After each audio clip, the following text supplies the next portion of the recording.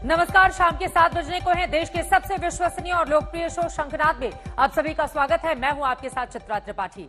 महंगाई गई तेल लेने। जी हां, इन 4 शब्दों में ही महंगाई, आम आदमी और उससे जुड़ा महंगाई का खेल आपको पता चल गया होगा। आज की तारीख में कोरोना की दूसरी लहर को पार करने के बाद जब लोग अपनी जिंदगी को पटरी पर लाने की कोशिश कर रहे हैं तो महंगाई उनकी कमर तोड़ रही है। जब लोग बीमारी की महामारी से उबरने के बाद अपने सपनों को दोबारा उड़ान देना चाहते हैं तो महंगाई उनकी जिंदगी को 2 जून की रोटी से आगे बढ़ने नहीं दे रही। इन सब के बीच तेल की कीमतों में आग लग गई है। देश के कई शहरों में, जैसा कि आपको हम दिखाएंगे एक एक करके, अलग अलग शहरों का हाल क्या है पेट्रोल का, डीजल का। कई शहरों में 100 के पार पहुंच चुका है पेट्रोल। आम आदमी को मुंह चढ़ाता हुआ जैसे यही बोल रहा हो, गई महंगाई तेल लेने। यहां पर आप देख रहे हैं राजधानी दिल्ली के ये आंकड़े। राजधानी दिल्ली में 100 रुपए पेट्रोल की ये कीमत, भोपाल में 104 रुपए 53 पैसे। इन कीमतों के जरिए आप समझ सकते हैं कि मौजूदा वक्त में महंगाई आम आदमी की जेब पर कितनी भारी पड़ रही है। मुंबई में 102 रुपए 82 पैसे, जबकि बालाघाट की बात करें तो वहां पर 107 रुपए पेट्रोल की कीमतें पहुंच चुकी हैं। ये कीमतें मुंह चिढ़ाती हुई आम आदमी को यही बोल रही हैं, महंगाई गई तेल लेने।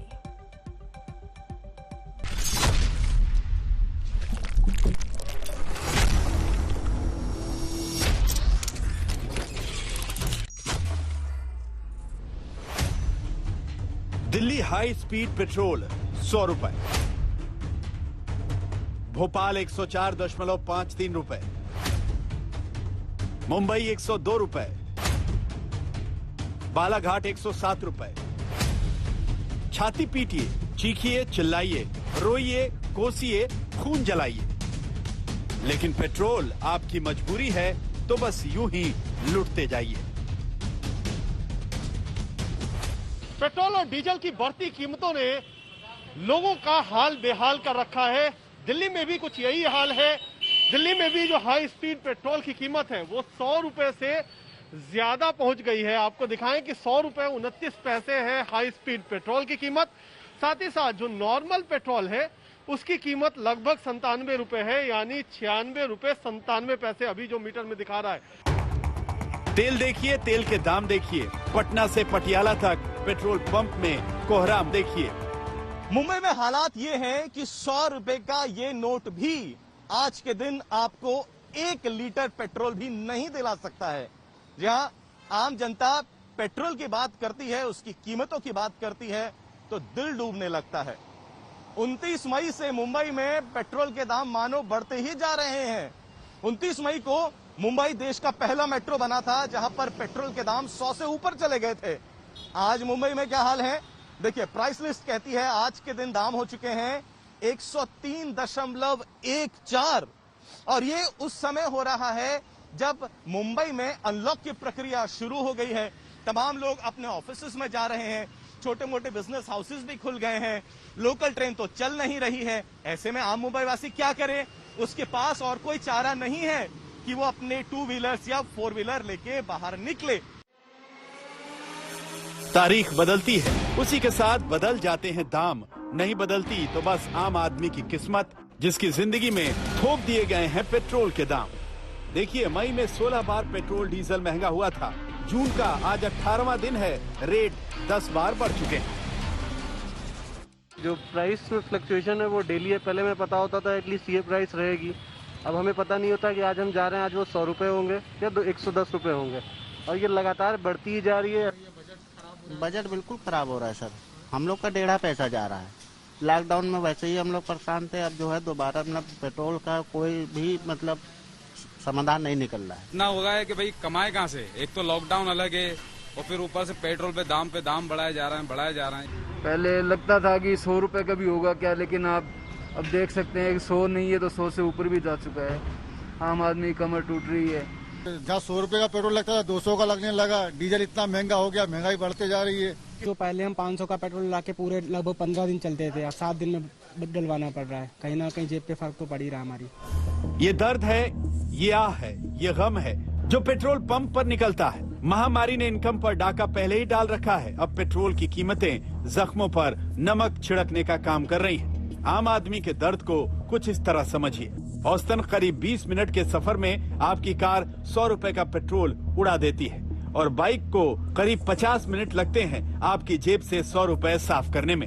सबसे बड़ी बात, पेट्रोल डीजल के दाम आपकी आम जिंदगी को महंगा कर देते हैं, जिसका असर हर चीज पर पड़ता है।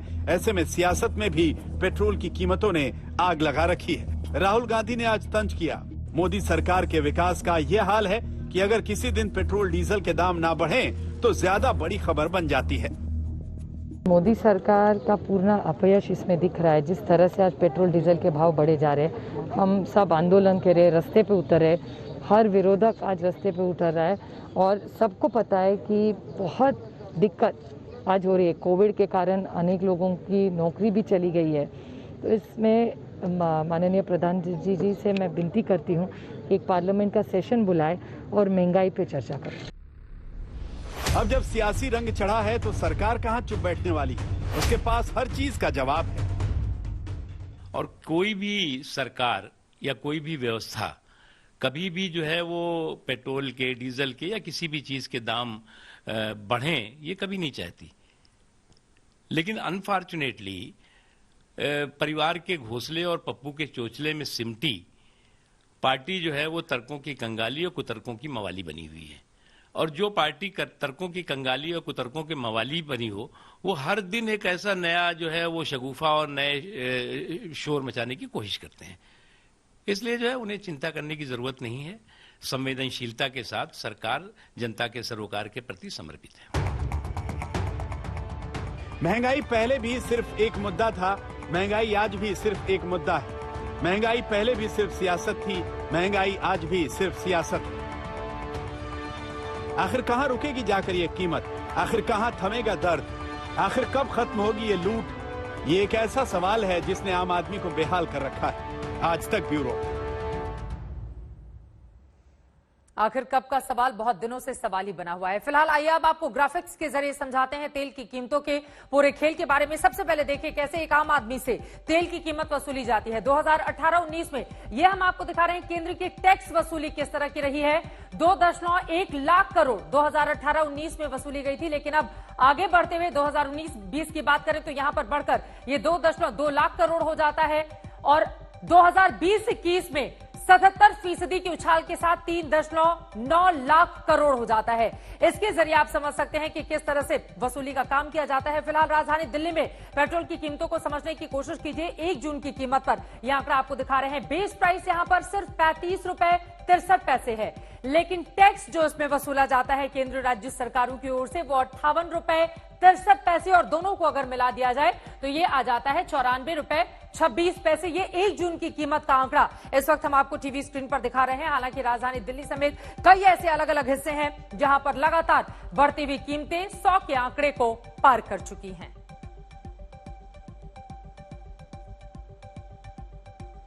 अब तेल की इन कीमतों में जो उछाल इस वक्त दर्ज किया जा रहा है, आम आदमी को राहत कब और कैसे मिलेगी, ये अपने आप में बड़ा सवाल बना हुआ है। इस खबर पर लगातार रहेगी हमारी नजर। फिलहाल आगे बढ़ते हुए आपको लेकर चलते हैं बंगाल की सियासत में और दिखाते हैं बवाल की तस्वीरें जो एक दूसरे का पर्याय बन चुका है। एक विवाद थमता नहीं कि दूसरा शुरू हो जाता है। अब नया संग्राम छिड़ा है नंदीग्राम सीट को लेकर। इस सीट पर मिली हार को ममता बनर्जी अब तक स्वीकार नहीं कर पाई हैं और नतीजों के खिलाफ हाईकोर्ट पहुंच गई हैं। विवाद नंदीग्राम सीट पर जीत हार को लेकर है। ऐसे में टीएमसी ने हाईकोर्ट के जज पर भी सवाल उठा दिए, जिसे लेकर बंगाल में टीएमसी और बीजेपी नेताओं में नई जुबानी जंग शुरू हो गई है। আমি মমতা ব্যানার্জি ঈশ্বরের নামে শপথ করেছি।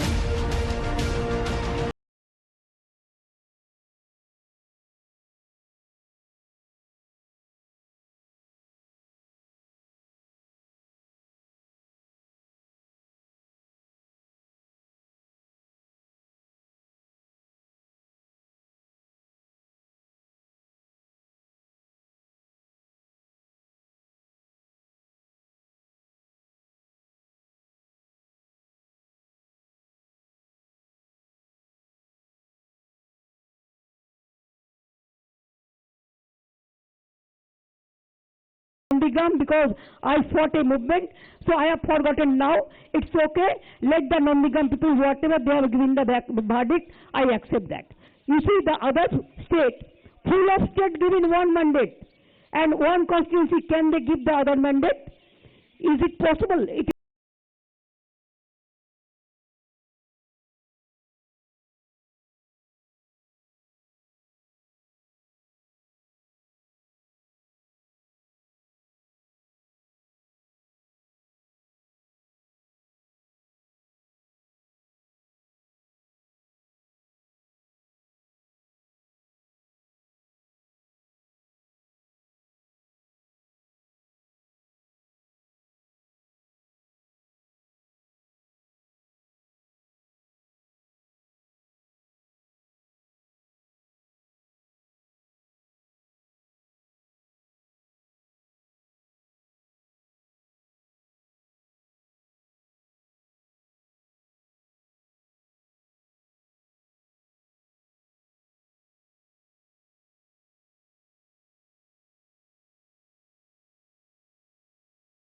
politically inclined to Bharatiya Janata Party, then we apprehend justice and unbiased consideration of the case may not be possible in his court. हम लोग चाहते हैं अगर ये हाई कोर्ट में एक नंदीग्राम का होगा तो हमारा पूरा बंगाल में हम जो हम लोग रिकाउंटिंग के लिए मांगे थे सबको रिकाउंटिंग होना चाहिए। ये बड़ा रास्ता भी खुल गया। जो हमारा शक हो रहा है कि पूरा बंगाल में एक सीट पर पूरा विचार करके जो रिकाउंटिंग का हम लोग ने एप्लीकेशन किया है वो अगर नंदीग्राम में होगा तो सब जगह में ये रिकाउंटिंग।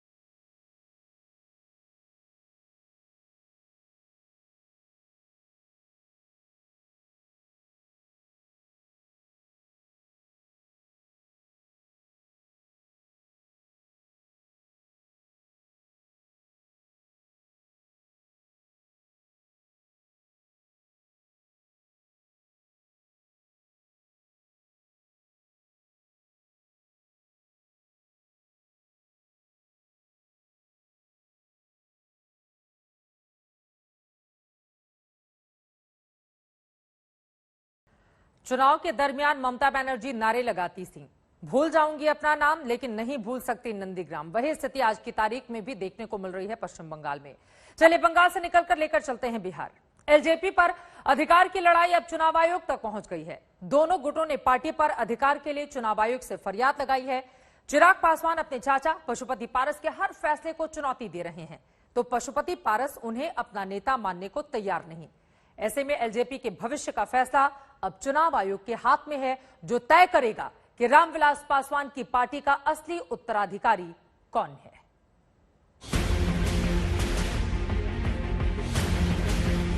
पासवान जी राष्ट्रीय अध्यक्ष नहीं रहे, सदन के नेता नहीं रहे। लोक जनशक्ति पार्टी का जो संविधान है उस संविधान के तहत अब न तो राष्ट्रीय अध्यक्ष रहे न सदन के नेता रहे। उनके कहने और नहीं करने से कुछ नहीं होगा। क्योंकि जिस तरीके से ये पार्टी के नाम का, पार्टी के बैनर का, पार्टी के मंच का ये मिसयूज कर रहे हैं, ये गलत है। एलजेपी में विरासत की सियासत अब चुनाव आयोग के दर पर पहुंच गई। दोनों ही गुटों के अपने अपने दावे हैं और इन दावों के आधार पर कोशिश है पार्टी पर अधिकार की। यानी चुनाव आयोग से मिलने पहुंचे चिराग और पशुपति पारस, दोनों ही गुट कह रहे हैं कि पार्टी के असली उत्तराधिकारी वही, और इसके पीछे दलील दी जा रही है एलजेपी के संविधान की। वही संविधान जिसकी दुहाई देकर पशुपति पारस पार्टी में अपने गुट के फैसले को सही ठहरा रहे हैं। तो चिराग पासवान पूछ रहे हैं कि एलजेपी से निष्कासित नेता कोई फैसला ले कैसे सकते हैं। इलेक्शन कमीशन को भी बहरहाल हम लोगों ने इस बात की जानकारी हम लोगों ने दे दी है, क्योंकि इन सांसदों के इस गुट ने अपने आप को पार्टी से अलग किया था। तो अब ये लोक जनशक्ति पार्टी के अब ये सांसद नहीं है, इंडिपेंडेंट मेंबर ऑफ पार्लियामेंट से। इनकी सदस्यता दल बदल कानून के तहत जो संविधान में संशोधन हुआ था, 91वां संशोधन दल बदल कानून का, उसके तहत इनकी सदस्यता जरूर रहती है, क्योंकि 2/3 की बहुमत से ये लोग अलग हुए हैं। बट आज की तारीख में सदन में ये इंडिपेंडेंट मेंबर ऑफ पार्लियामेंट्स है, ना कि लोक जनशक्ति पार्टी के मेंबर ऑफ पार्लियामेंट्स हैं। और यही जानकारी हम लोगों ने इलेक्शन कमीशन को भी रिटर्न में हम लोगों ने दे दी है। पासवान जी राष्ट्रीय अध्यक्ष नहीं रहे, सदन के नेता नहीं रहे। लोक जनशक्ति पार्टी का जो संविधान है उस संविधान के तहत अब न तो राष्ट्रीय अध्यक्ष रहे न सदन के नेता रहे। उनके कहने और नहीं करने से कुछ नहीं होगा। एलजेपी पर अधिकार की ये लड़ाई दिल्ली से लेकर पटना तक चल रही है और इसका असर सड़कों पर भी दिखाई दे रहा है। दोनों पक्ष किसी भी मोर्चे पर दूसरे से कमजोर नहीं दिखना चाहते। इसकी बानगी उस वायरल ऑडियो में हुई जिसमें चिराग पार्टी के एक नेता संजीव सरकार से दमखम दिखाने की बात कह रहे हैं। काफी बीच में ऐसे लोग बवाल भी किए। ना इसे टेंशन नहीं लेना है। नहीं बढ़िया, सब जो होता है अच्छे के लिए। हाँ सब बहुत बढ़िया हो गया, सब कचरा उचरा सब साफ हो गया। सही बात है। आप बढ़िया हुआ। संजीव लगे रहना जिस तरीके से अभी सब चल रहा है ना, प्रदर्शन वगैरह। ना इसमें भैया यहाँ की टेंशन आप छोड़िए, यहाँ के टेंशन छोड़िए, आप खाली सिंबल अपना लीजिए। समझे ना, हम यहाँ पे टेक्निकली लीगली सब हम हैंडल कर रहे हैं, बस वहाँ पे मतलब फ्रंट फुट पे ही रहना, पूरा कार्यालय वार्यालय सब। हाँ। हालांकि ऑडियो सामने आने के बाद खुद एलजेपी नेता संजीव सरकार मीडिया के सामने आए और सफाई भरे अंदाज में कहा कि पार्टी कार्यालय पर हो रहे प्रदर्शन के पीछे चिराग की कोई भूमिका नहीं है, ये कार्यकर्ताओं का स्वाभाविक गुस्सा है। चिराग पासवान हमें कभी ये नहीं कहे कि तुम जो अभी टूट हुई पार्टी में उसके खिलाफ प्रदर्शन करो या कुछ भी करो। हम लोग जो भी कर रहे हैं, मैं लगातार 3 दिन से चिराग पासवान जी के समर्थन में प्रदर्शन कर रहा हूं, इसलिए कि गैर तरीके से कुछ लोग पार्टी पे कब्जा करना चाहते हैं। तो हम लोग के आक्रोश इस बात को लेकर है कि हम लोग ने 14 वर्षों से लोग जनशक्ति पार्टी का झंडा उठाया है। कई बार छात्र आंदोलन में हमने जेल जाने का काम किया है। अब कुछ लोग पार्टी को तोड़ना चाहते हैं गैर कानूनी तरह से, जो संविधान उनको आदेश नहीं देता है। तो इसके लेकर हम लोग में छात्र नौजवानों में जो पार्टी से 14 वर्षों से जुड़े हुए हैं। एलजेपी के सही दावेदार चिराग पासवान हैं या पशुपति पारस, इसे लेकर चुनाव आयोग जल्द ही दोनों गुटों से सवाल जवाब कर सकता है। हालांकि चिराग का दावा है कि वो पार्टी पर अपने अधिकार के लिए हर लड़ाई लड़ने को तैयार है। जैसा मैंने कहा, पार्टी को बचाने के लिए जिस भी स्तर पर ये लड़ाई लड़नी पड़े, पहले तो मेरा पूरा विश्वास है चुनाव आयोग पर कि जितनी जानकारियां हम लोगों ने उनके समक्ष रखी है और इसके बाद भी जितने भी वो एविडेंसेस मांगेंगे या जितने भी डॉक्यूमेंट्स वो मांगेंगे, पूरा डॉक्यूमेंटेशन हम उनको प्रोवाइड करेंगे, जो भी चीज़ उनको चाहिए होगी। मुझे उम्मीद है कि चुनाव आयोग से ही इस विषय को सुलझा लिया जाएगा, बट अगर जरूरत पड़ेगी तो हाई कोर्ट, सुप्रीम कोर्ट, जहां पे भी जाना पड़ेगा, पार्टी को बचाने के लिए हर लड़ाई लड़ी जाएगी। परिवार के भीतर से शुरू हुई खींचतान अब आर पार की लड़ाई तक पहुंच गई है। ऐसे में दोनों पक्षों को अब चुनाव आयोग के फैसले का इंतजार करना होगा। पटना से सुजीत कुमार झा और रोहित सिंह के साथ आज तक ब्यूरो। आगे बढ़ते हुए बात अब स्विस बैंक से आए नए घमासान की करेंगे। स्विस बैंक ने अपना सालाना रिकॉर्ड जारी किया है, जिसमें चौंकाने वाले कई खुलासे हुए हैं। बैंक के मुताबिक इस साल भारतीयों के जमा पैसों ने पिछले कई सालों के रिकॉर्ड तोड़ दिए हैं। स्विट्जरलैंड के बैंकों में भारतीयों का जमा पैसा बढ़कर 20,000 करोड़ के पार पहुंच चुका है। साल 2019 के अंत तक भारतीयों की जमा रकम का आंकड़ा 6,625 करोड़ रुपए था। यह करीब 250 ज्यादा की बढ़ोतरी दर्ज की गई है, जबकि लॉकडाउन और कोरोना की वजह से अब कांग्रेस ने इसे लेकर बीजेपी को घेरना शुरू कर दिया है।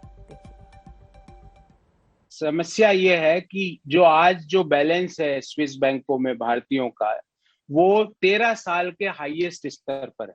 वो एक वर्ष में 286% हो गया। जो 2019 में था, 2020 में वो 286% हो गया 19 का। तो समस्या ये है कि हम ये जानना चाहते हैं कि कौन लोग हैं जिसमें जिस वर्ष में पूरी दुनिया आपदा में थी, 97% भारतीयों की आय घटती है, उसी साल में 286% हो जाता है स्विस बैंक में भारतीयों का बैलेंस। ये वो कौन लोग हैं जो आपदा में अवसर को तलाशते हैं? हम ये जानना चाहते हैं क्या हुआ उस वादे का 2014 में, जब बोला गया कि 17.5 लाख करोड़ रुपया भारतीयों का ब्लैक मनी के रूप में सिर्फ स्विट्जरलैंड में है। कितना पैसा आया? क्या 1 रुपया भी वापस आया? हम पूछना चाहते हैं। जम्मू कश्मीर पर आज गृह मंत्री अमित शाह ने अहम बैठक की है। इस बैठक में जम्मू कश्मीर के विकास को गति देने की रूपरेखा तय की गई। सरकार की ओर से साफ कहा गया कि जमीन पर विकास से ही जम्मू कश्मीर के लोगों की जिंदगी में बदलाव संभव है। जम्मू कश्मीर पर गृह मंत्री ने हाई लेवल मीटिंग बुलाई तो तमाम चर्चाएं शुरू हो गई। सवाल उठा कि एलजी मनोज सिन्हा की मौजूदगी में हो रही इस बैठक का एजेंडा आखिर है क्या, क्योंकि ये बैठक ऐसे वक्त में बुलाई गई जब इस बात की चर्चा है कि सरकार जम्मू कश्मीर में चुनाव कराने की तैयारी में जुटी है। बताया जा रहा है कि गृह मंत्रालय में हुई इस अहम बैठक में जम्मू कश्मीर के विकास और उससे जुड़ी तमाम योजनाओं की समीक्षा की गई। सबसे पहले गृह मंत्री अमित शाह ने उपराज्यपाल को कश्मीर में अब तक 76% वैक्सीनेशन को लेकर बधाई दी। इसके बाद एक एक कर जम्मू कश्मीर के विकास को गति देने का निर्देश दिया।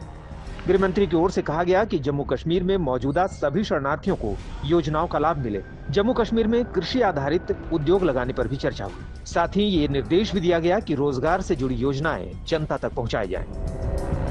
मोदी सरकार का हमेशा से ही मानना है कि जम्मू कश्मीर के विकास में जमीन से जुड़े पंचायत सदस्यों की भूमिका अहम है। ऐसे में जम्मू कश्मीर के पंचायत सदस्यों को देश भ्रमण और उन्हें उचित ट्रेनिंग देने का भी निर्देश दिया गया। विकास के एजेंडे के साथ साथ गृह मंत्रालय की इस बैठक में जम्मू कश्मीर में सुरक्षा हालात पर भी चर्चा की गई, ताकि प्रदेश में विकास की रफ्तार को और तेज किया जा सके। दिल्ली से जितेंद्र बहादुर सिंह के साथ आज तक ब्यूरो।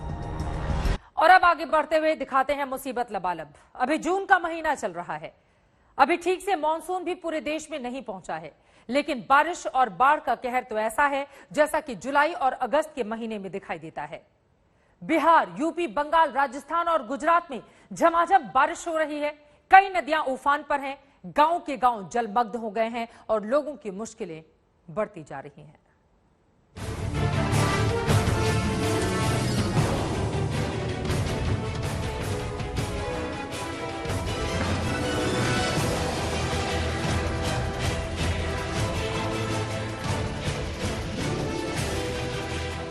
आसमान से आफत की बारिश हुई तो नदियों ने विकराल रूप धारण कर लिया।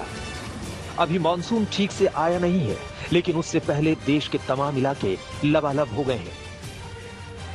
पहाड़ी नदियां पूरी तरह उफना गई हैं, जिसके चलते यूपी और बिहार के तमाम इलाके जलमग्न हो गए हैं।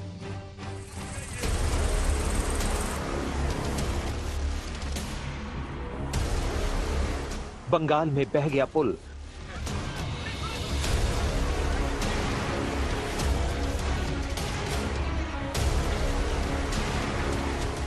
पानी की तेज धार में जिंदगी की जंग।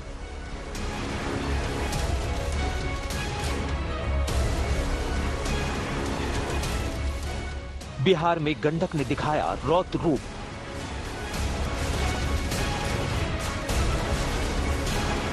चंपारण के संग्रामपुर में बाढ़ से संग्राम। बाढ़ में डूबने लगे गोपालगंज के गांव।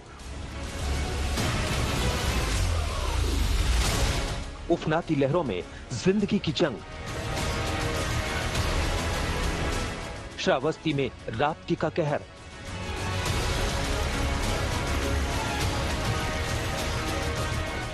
सिद्धार्थनगर में कूड़ा घोंगी में उफान।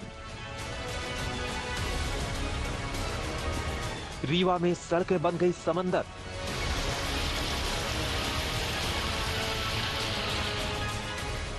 ये तो महज ट्रेलर है। मॉनसून से पहले ही देश के तमाम राज्यों में झमाझम बारिश हो रही है, जिसके चलते नदियां उफान पर हैं, लहरें बेकाबू हो रही हैं। उत्तर प्रदेश, बिहार, पश्चिम बंगाल, मध्य प्रदेश और राजस्थान में झमाझम बारिश हो रही है। झमाझम बारिश के चलते नाले और तालाब लबालब भर गए हैं। तमाम नदियों में बाढ़ आ गई है। लोग हैरान हैं कि अभी जून महीना करीब आधा ही बीता है। अभी जब ये हाल है तो जुलाई अगस्त में क्या हाल होगा? आज तक ब्यूरो। जहां देखो वहां पानी ही पानी। बिहार में गंडक नदी ने तांडव मचा रखा है। दरअसल मूसलाधार बारिश के चलते वाल्मीकि नगर बैराज लबालब भर गया। मजबूरी में बैराज से 4 लाख क्यूसेक से ज्यादा पानी छोड़ दिया गया, जिसकी वजह से गंडक में उफान आ गया। गांव के गांव डूब गए, खेत खलिहान डूब गए। मजबूरी में हजारों लोगों को सड़क किनारे अब आसरा लेना पड़ा है।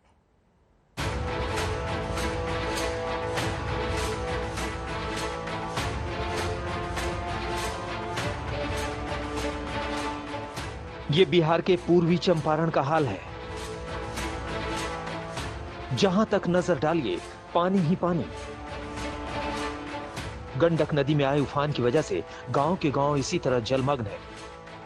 अरेराज और संग्रामपुर ब्लॉक के दर्जनों गांव पानी से लबालब हो गए हैं। गांव डूब गए हैं, लोगों के घर डूब गए हैं, स्कूल डूब गए हैं।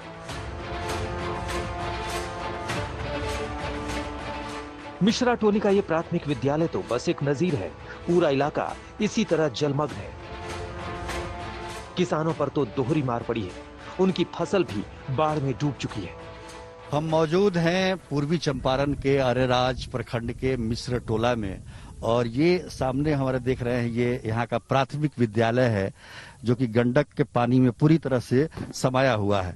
ये हाल आपको इधर तमाम इस तरह के दृश्य आपको दिखाई देंगे। स्कूल काफी दिन से बंद था वैसे कोरोना की वजह से, लेकिन अभी पानी आ जाने के कारण इसमें जो बेंच हैं जो बच्चों के बैठने के लिए वो भी तैर रहे हैं। वाल्मीकि नगर बैराज से 4 लाख क्यूसेक से ज्यादा पानी छोड़े जाने की वजह से गंडक नदी में तबाही वाला उफान आ गया है। अरेराज ब्लॉक के गोविंदगंज में गंडक नदी का पानी सड़कों पर आ गया है। संग्रामपुर के इजरा गांव की हालत तो और भी दयनीय है। गांव पानी में डूबे हुए हैं। गांव के लोग सड़कों पर आ गए हैं। सड़क किनारे कहीं छप्पर तो कहीं तिरपाल लगाकर किसी तरह जिंदगी बसर कर रहे हैं। गोविंदगंज के विधायक सुनील मणि त्रिपाठी ने इस इलाके के कई गांवों का दौरा करके हालात का जायजा लिया। किसान की बहुत बड़ा नुकसान हो गया है। मक्का, धान और ये आपको ईख सब बर्बाद हो गया है किसान। ये बेतिया का हाल है। यहाँ गंडक के साथ साथ सिकरहना नदी में आए उफान के चलते तबाही मच गई है। बेतिया के कई इलाकों का संपर्क जिला मुख्यालय से टूट गया है। दर्जनों गांवों में बाढ़ का पानी घुस गया है। सैकड़ों एकड़ खेतों में बाढ़ का पानी तबाही मचा रहा है। कई सड़कों पर 3 फीट ऊपर तक पानी बह रहा है। बाढ़ और बारिश का पानी गोपालपुर थाना परिसर में पहुंच गया है, जिसके चलते थाना जलमग्न हो गया है। नदी का पानी थाने के भीतर से मेन रोड की तरफ बह रहा है। थाने में कमर भर पानी भरा हुआ है। थाना परिसर में बने पुलिस कर्मियों के आवास में भी पानी घुस गया है। हम मौजूद हैं गोविंदगंज में, और गोविंदगंज में आप देख रहे हैं पीछे का नजारा। सारे गांव में पानी घुस गया है। गंडक नदी का जो 4,12,000 क्यूसेक पानी छोड़ा गया था वाल्मीकि नगर बराज से, वो पानी अब पहुंचने लगा है यहाँ पर। हमारे साथ गोविंदगंज के विधायक सुनील मणि तिवारी हैं। विधायक जी, ये बताइए कि कितना गंभीर है बाढ़ का इस समय? देखिए, बाढ़ तो जो इसके पिछले साल हम लोग झेले थे उतना गंभीर अभी नहीं है। पानी आया है और बाढ़ चूंकि हर साल आता है उसको हम लोग झेलते हैं, लेकिन इस बार अभी हम लोग बाढ़ जो पहले दिन आया है तो हम लोग बुझा रहे हैं कि पानी आया है, लेकिन इसके बाद अगर 2-4 लाख पानी छोड़ देगा तब हमारा यहाँ मामला गंभीर हो जाएगा। गंडक नदी के उफान का असर गोपालगंज के निचले हिस्सों में 50 से ज्यादा गांवों पर पड़ा है। गांवों में बाढ़ का पानी घुस गया है। फसलें डूब गई हैं। गांव वाले ट्रैक्टरों पर जरूरी सामान लादकर पलायन करने पर मजबूर हो गए। कुछ गांव वाले नाव के जरिए गांव से बाहर जा रहे हैं। में जो है सारा पानी भर रहा है। अब उसके चलते हम लोग यहाँ से खाली करके जा रहे हैं। माल जाल सब लेके हम लोग जा रहे हैं। अब जाके इधर रोड पे ही रहेंगे। अब कहाँ जाएंगे? पिछली बार भी बाढ़ आया था। हाँ, पिछले बार भी बाढ़ आया था, लेकिन ऐसा नहीं था। लेकिन इस बार बहुत ज्यादा भयावह स्थिति हो गई। तो गांव में पानी घुस गया? हाँ, गांव में पानी पूरा घुस गया। कितने परिवार हैं इधर? परिवार अभी सैकड़ों परिवार है, अभी वही फंसे हुए हैं। प्रशासन ने तो कुछ मदद नहीं? प्रशासन के देखिए अभी कोई मदद तो मिल नहीं रही है। अभी प्रशासन के पास क्या पता सूचना है कि नहीं है। गंडक नदी में बाढ़ को देखते हुए एसडीआरएफ की एक बटालियन गोपालगंज में पहुंच गई है। डीएम और एसपी ने भी गोपालगंज में बाढ़ का जायजा लिया। गोपालगंज में सुनील कुमार तिवारी के साथ सुजीत कुमार झा, पूर्वी चंपारण, आज तक। कहीं झमाझम बारिश तो कहीं नदियों में बाढ़। यूपी हो या बिहार, बंगाल हो या गुजरात, इन दिनों सभी राज्यों में तमाम इलाके पानी पानी हैं। पश्चिम बंगाल के मिदनापुर इलाके में झूमी नदी के बहाव में लकड़ी का एक पुल बह गया। वहीं पूर्वी यूपी के तमाम जिलों में नदी का पानी उफान पर है। मुसीबत सर पर लोगों की मंडरा रही है।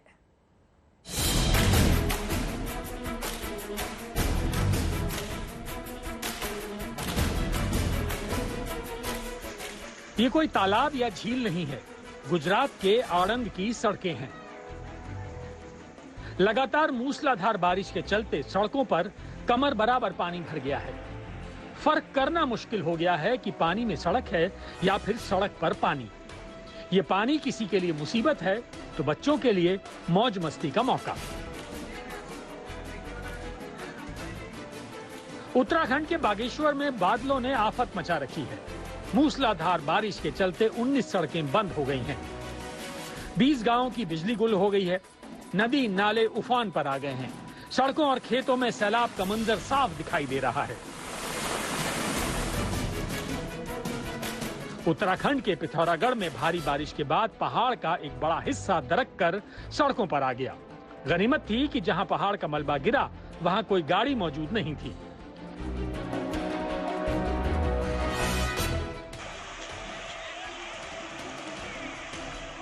ये पश्चिम बंगाल के घाटाल का हाल है, जहां अच्छा खासा लकड़ी का पुल बाढ़ की तेज धारा में बह गया। ये पुल झूमी नदी पर बना हुआ था। लगातार बारिश के चलते यहाँ की झूमी और शिलाबाती नदियों में बाढ़ आ गई है। आसपास के इलाके जलमग्न हो चुके हैं। जहां सड़कें थीं, वहां नाव चल रही है। घाटल नगर निगम क्षेत्र के 17 में से 12 वार्डों में पानी घुस गया है। इसी बीच घाटाल में झूमी नदी पर बना पुल भी बाढ़ की रफ्तार को नहीं झेल पाया और बह गया।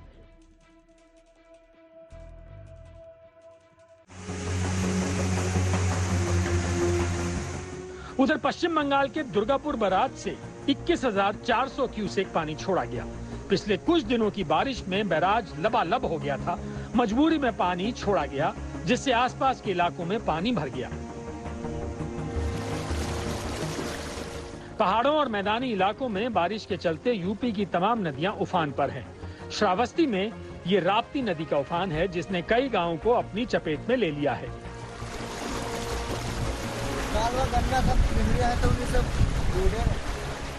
घरों में पानी घुस गया है। जल स्तर लगातार बढ़ रहा है। हालात का जायजा लेने मौके पर जिलाधिकारी और एसपी भी पहुंचे। श्रावस्ती जिले में ही लबालब नाले के किनारे एक बारात फंस गई। दरअसल बाढ़ और बारिश के चलते हथिया कुंडा नाला भर गया था। इसी के चलते 2 दिनों तक बारात फंसी रही। गांव वालों ने बारातियों को अपनी जान जोखिम में डालकर उस पार पहुंचाया। कंधे और पीठ पर बैठाकर लोगों ने बारातियों को नाला पार कराया।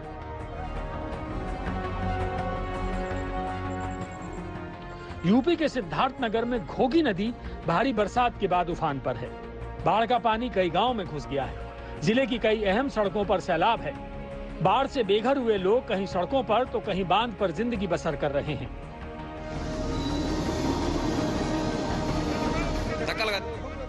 अब जरा ये नजारा देखिए।